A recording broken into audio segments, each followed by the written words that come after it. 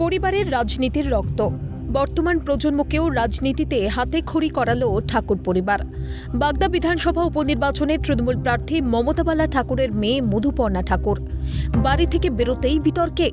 প্রার্থীর গাড়িতে লেখা গভর্নমেন্ট অফ ইন্ডিয়া। মমতা বালা ঠাকুর রাজ্যসভার তৃণমূল সাংসদ। মায়ের গাড়িতে ঘোরার অনুমতি দিয়েছে কমিশন। সাফাই দিলেন তৃণমূল প্রার্থী। মায়ের সাথে ঘুরতে পারি না আমি?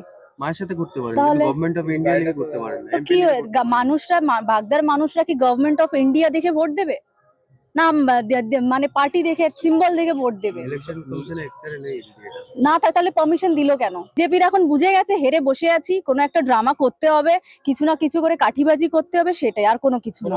নির্বাচন কমিশনের কাছে আমরা দিয়েছি, তারা ওটাকে আমার অ্যালি করতো না। ও আমার মেয়ে, গাড়ি আমার একটা, সেখানে তার জন্য এটা নির্বাচন কমিশন যদি না দিত তাহলে আমরা করতাম। নির্বাচনী এলাকায় ভারত সরকারের প্রতীক সহ গাড়ি নিয়ে কি ঘোরা যায়? খবর সম্প্রচার হতেই ঢেকে দেওয়া হয় ভারত সরকারের প্রতীক। নিয়মভঙ্গ না হলে পরবর্তীতে প্রতীক ঢাকা হলো কেন? ভোটারদের প্রভাবিত করছেন মমতা বালা ঠাকুর, অভিযোগ বিজেপির।